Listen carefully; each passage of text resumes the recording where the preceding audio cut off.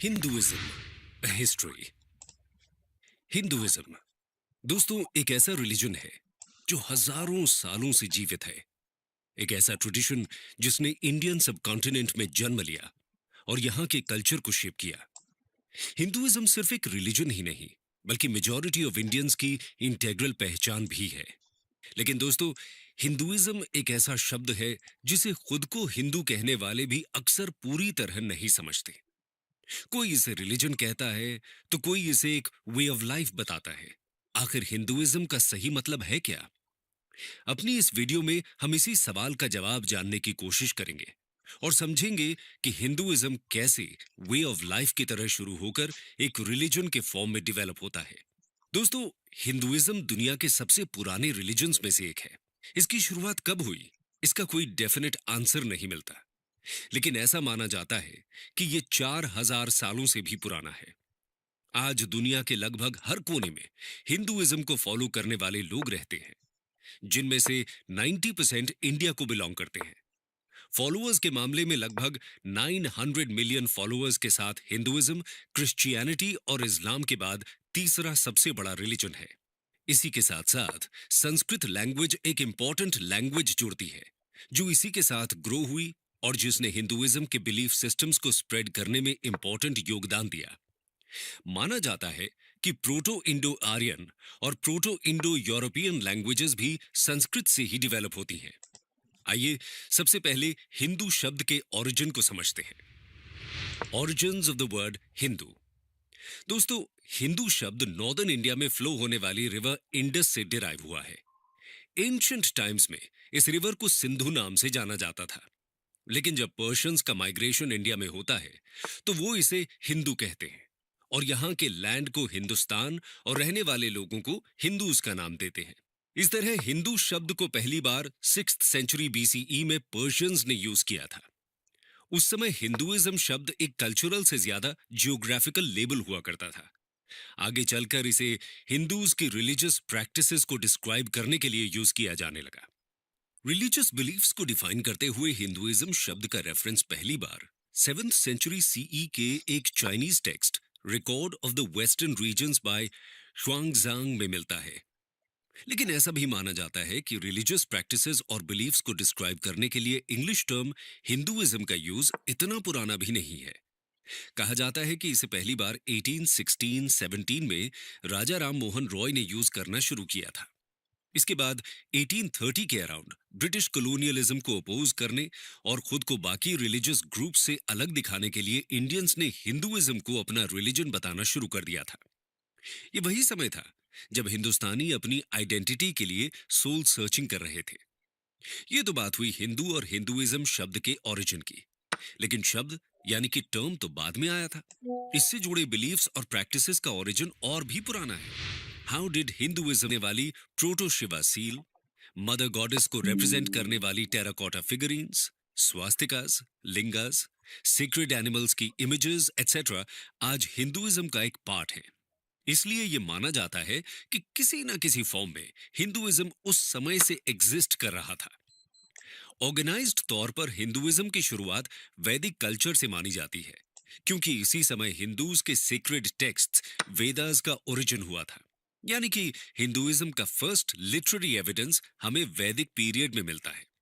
चलिए, ये तो समझ में आ गया कि हिंदुइज्म का ना तो कोई फाउंडर था और ना ही कोई डेफिनेट डेट है इसकी शुरुआत की।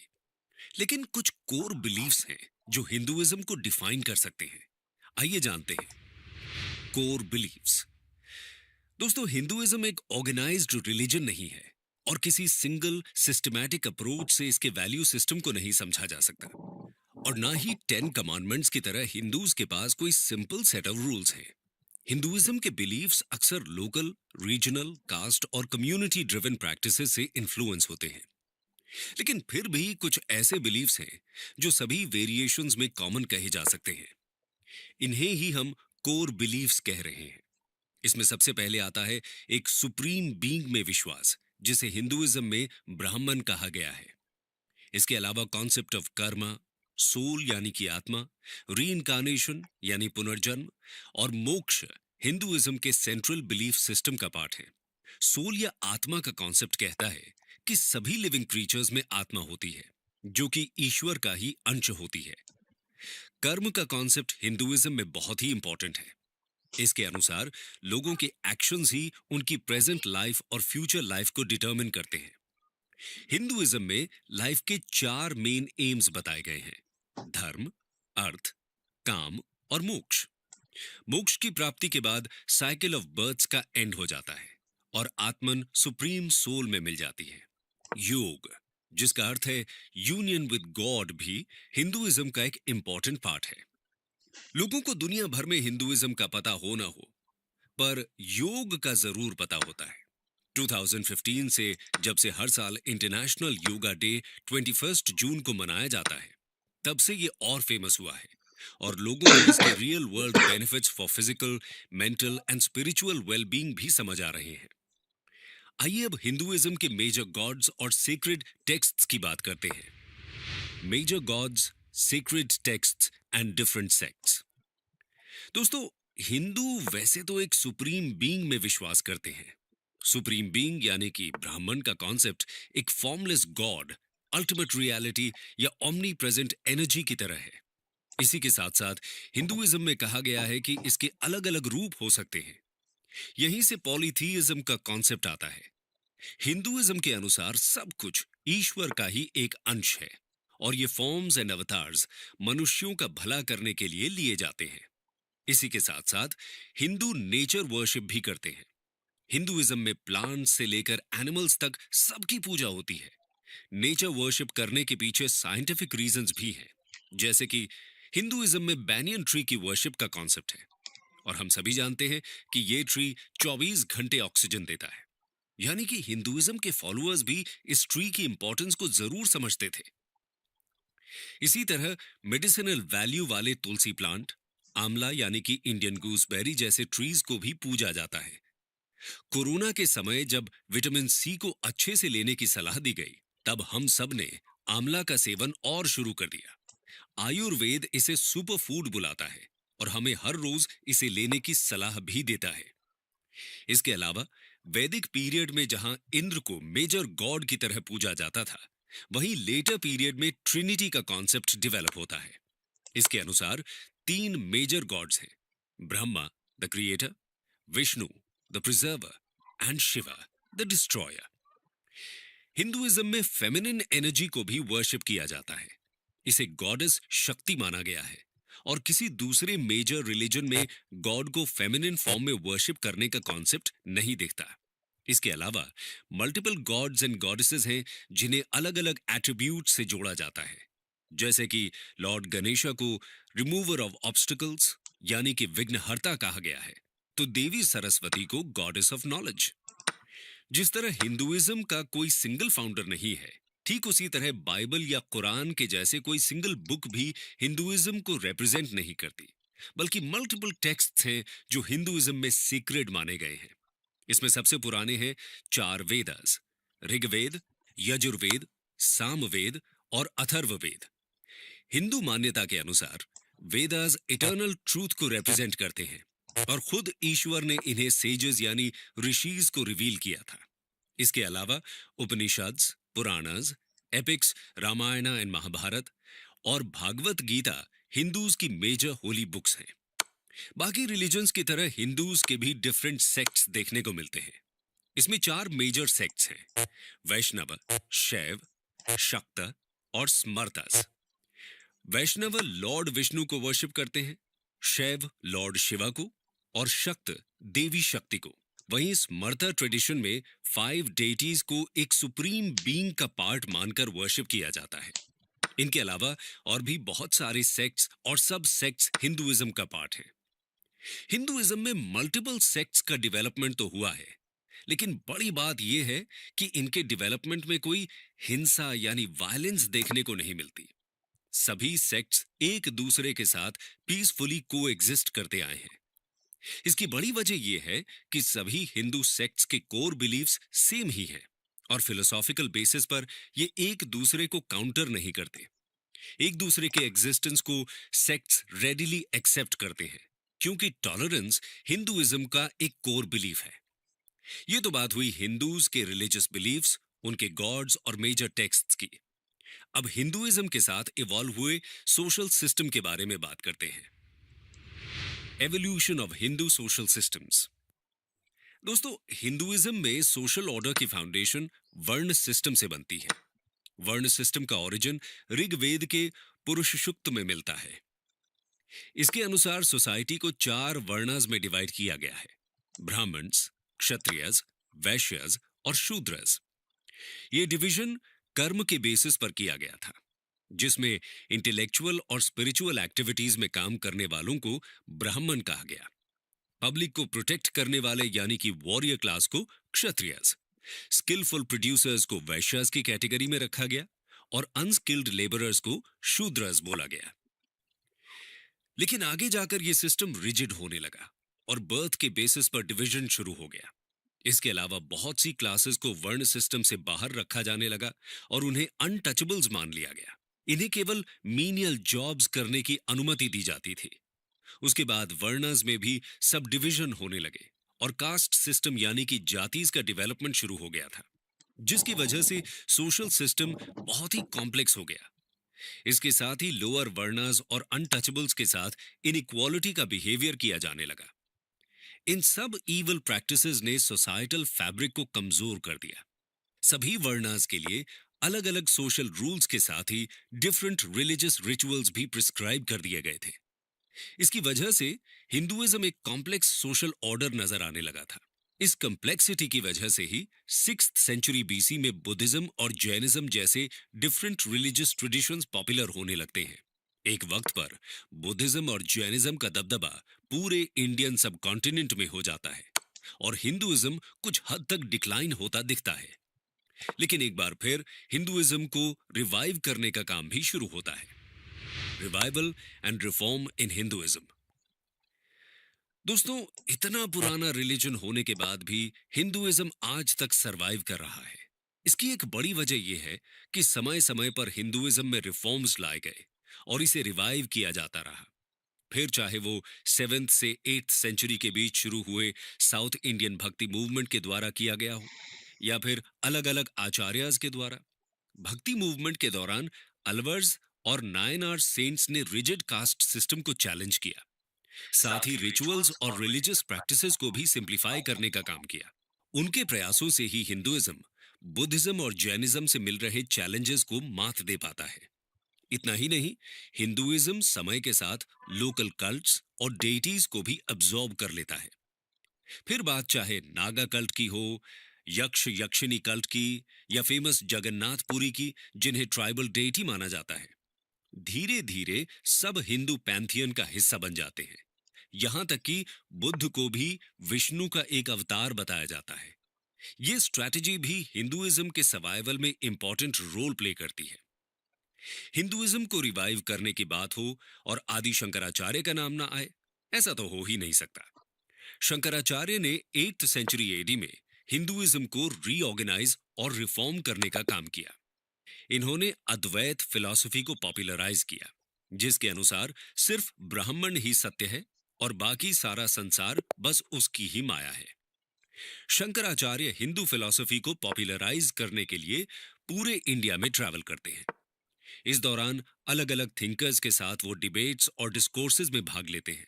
इन्होंने इंडिया के 4 कॉर्नर्स में मॉनेस्ट्रीज एस्टैब्लिश की थी, जिन्हें मठस या पीठस कहा जाता है। श्रृंगेरी में शारदा पीठ, द्वारका में कलिका पीठ, बद्रिकाश्रम में ज्योति पीठ और जगन्नाथपुरी में गोवर्धन पीठ की स्थापना की गई। इन्हें हिंदुइज्म के 4 धाम कहा जाता है। इस तरह उन्होंने जियोग्राफिकली भी हिंदुइज्म के फॉलोअर्स को जोड़ दिया था। इन्होंने पंचायतन फॉर्म ऑफ वर्शिप को भी पॉपुलराइज किया, जिसमें 5 डेटीज गणेश, शिव, विष्णु, सूर्य और देवी की एक साथ पूजा की जाती है। इसमें कहा गया है कि ये सभी सुप्रीम बीइंग यानी कि ब्राह्मण के ही अलग अलग फॉर्म्स हैं। इस तरह शंकराचार्य ने डिफरेंट सेक्ट्स को भी यूनाइट किया। इसके अलावा हिंदू स्क्रिप्चर्स को भी इन्होंने सिंप्लीफाई किया। शंकराचार्य ने वेदास, उपनिषद्स, पुराणास जैसे रिलीजियस टेक्स्ट्स पर कमेंट्रीज लिखकर इनकी टीचिंग्स को एक बार फिर से जीवित करने का काम किया था। शंकराचार्य के बाद रामानुजा, माधवाचार्य जैसे सेंट्स ने भी हिंदुइज्म को रिफॉर्म करने में अपना योगदान दिया। इसके बाद मिडीवल पीरियड में जब इस्लाम ने हिंदुइज्म को चैलेंज करना शुरू किया, तो निर्गुण और सगुण भक्ति सेंट्स ने हिंदुइज्म को पॉपुलर बनाए रखा। इसमें रामानंद, कबीर, नानक, मीराबाई, तुलसीदास जैसे सेंट्स का योगदान रहता है। अगर मॉडर्न पीरियड की बात करें तो राजा राम मोहन रॉय, स्वामी दयानंद सरस्वती और स्वामी विवेकानंद जैसे रिफॉर्मर्स ने हिंदू ग्लोरी को एक बार फिर से रिवाइव किया था। 19th सेंचुरी में इन सोशो रिलीजियस रिफॉर्मर्स की वजह से क्रिश्चियन मिशनरीज हिंदूज को कन्वर्ट करने में बहुत ज्यादा सफल नहीं रहते। जिस तरह की सफलता इन्हें अफ्रीका या दूसरी कॉलोनीज में मिली थी, इंडिया में वैसी सफलता देखने को नहीं मिलती। स्वामी विवेकानंद ने 1893 में शिकागो में ऑर्गेनाइज्ड वर्ल्ड रिलीजियस कॉन्फ्रेंस में जाकर वर्ल्ड स्टेज पर हिंदुइज्म की फिलॉसफी को पॉपुलराइज किया। स्वामी जी की स्पीच पर कमेंट करते हुए एक अमेरिकन न्यूज़पेपर ने लिखा था कि ऐसे रिच रिलीजियस ट्रेडिशन वाले देश में क्रिश्चियन मिशनरीज को भेजने की क्या जरूरत है। इस तरह रेगुलर इंटरवल्स पर हिंदुइज्म में रिफॉर्म मूवमेंट्स होते रहे हैं। हिंदू फिलॉसफी में कहा भी गया है कि जब जब धर्म संकट में आता है, तब तब उसकी रक्षा के लिए खुद ईश्वर अवतार लेते हैं। इसलिए ये रिफॉर्म मूवमेंट्स हिंदू फिलॉसफी द्वारा भी जस्टिफाई किए जा सकते हैं। हिंदुइज्म इटर्नल रहा है क्योंकि ये स्टैटिक नहीं है और इसमें खुद को नया बनाने की एबिलिटी भी दिखती है। अथर्ववेद में सनातन वर्ड का एक्सप्लेनेशन भी कुछ इसी तरह है। सनातनम एनम अहुह उत अद्याः स्यात् पुनर्नवः, meaning they proclaim him to be eternal, but he may become new again even today. Hinduism का सबसे यूनिक फीचर है इसकी डाइवर्सिटी। डिफरेंट लेवल पर वेरिएशंस और डाइवर्सिटी होते हुए भी ये यूनिटी को कैसे रिप्रेजेंट करता है, ये समझने की जरूरत है। How Hinduism encompasses the concept of unity in diversity. दोस्तों, हिंदुइज्म में असंख्य देवी देवताओं का कॉन्सेप्ट है, मल्टीपल रिलीजियस टेक्स्ट्स हैं, अलग अलग सेक्ट्स भी इसका पार्ट है। साथ ही रिचुअल्स और बिलीफ्स में भी बहुत ज्यादा डाइवर्सिटी देखने को मिलती है। इस सब के बाद भी हिंदुइज्म अपने फॉलोअर्स को यूनाइट करता है, क्योंकि हिंदू फिलॉसफी इतनी फ्लेक्सिबल है कि सभी व्यूज को इसने एक्सेप्ट किया है। हिंदुइज्म में मान्यता है कि रास्ते अलग अलग हो सकते हैं, लेकिन सबकी मंजिल एक ही है। हिंदुइज्म तो बाकी रिलीजन्स को भी सत्य ही मानता है। इसमें कहीं भी ये कॉन्सेप्ट नहीं है कि हिंदुइज्म के अलावा जो रिलीजन्स हैं वो ईश्वर की प्राप्ति का मार्ग नहीं हो सकते। इसी वजह से हिंदुइज्म को एक टॉलरेंट रिलीजन भी बोला जाता है। लेकिन टॉलरेंट शब्द इस कॉन्सेप्ट को जस्टिफाई नहीं करता, क्योंकि हिंदूज न सिर्फ दूसरे रिलीजन्स का सम्मान करते हैं, बल्कि उन्हें भी हिंदुइज्म की बराबरी पर ही रखते हैं। इसलिए हिंदुइज्म में फोर्स्ड कन्वर्शन का कॉन्सेप्ट भी नहीं आता। हिंदुइज्म की हिस्ट्री में कभी भी दूसरे रिलीजन के अगेंस्ट धर्म के नाम पर वॉर नहीं हुए हैं। फिर चाहे वो वसुधैव कुटुंबकम की फिलॉसफी हो, जिसके अनुसार पूरा विश्व एक ही फैमिली माना जाता है, या फिर सर्वे भवन्तु सुखिनः जैसे हिम्स। हिंदुइज्म हमेशा ही सबके कल्याण की बात करता आया है। हिंदुइज्म में संपूर्ण मानव जाति के इक्वल वर्थ का भी कॉन्सेप्ट है। ये हमें इस एंशिएंट हिम से साफ पता चलता है। अज्येष्ठसु अकनिष्ठसु इति संभ्रात्रो वहादुहु सौभाग्यः, जिसका मतलब है कि no one is superior, none inferior, all are brothers marching forward to prosperity.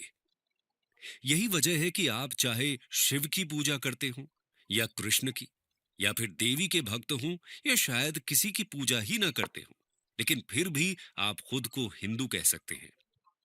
Hindu होने के लिए ना तो किसी एक भगवान की वर्शिप करना कंपलसरी है और ना ही किसी मंदिर में जाना। यहां तक कि किसी एंशिएंट स्क्रिप्चर की स्टडी करना भी मैंडेटरी नहीं है। हिंदुइज्म तो सबको अपना मानता है। अगर आप खुद को हिंदू मानते हो तो आप एक हिंदू ही हो। फिर चाहे कितनी भी डाइवर्सिटी आ जाए, हिंदुइज्म आपको उसके 900 मिलियन से ज्यादा फॉलोअर्स के साथ यूनाइट कर ही देता है। कंक्लूजन। दोस्तों, जैसे हमने देखा कि बाकी रिलीजन्स की तरह ना तो हिंदुइज्म के पास कोई सिंगल फाउंडर है, ना कोई सिंगल टेक्स्ट और ना ही कोई सिंगल गॉड। इसीलिए इसे ट्रेडिशनल रिलीजन की डेफिनेशन में समझ पाना मुश्किल होता है। एक रिलीजन से ज्यादा ये अ वे ऑफ लाइफ की तरह डेवलप होता है। लेकिन समय के साथ दूसरे रिलीजन्स का डेवलपमेंट शुरू होता है और ये सभी हिंदू वे ऑफ लाइफ को चैलेंज करते हैं। इन्हीं को काउंटर करने के लिए और इनके कंपटीशन में हिंदुइज्म एक रिलीजन की फॉर्म लेने लगता है। हिंदू परंपरा के अनुसार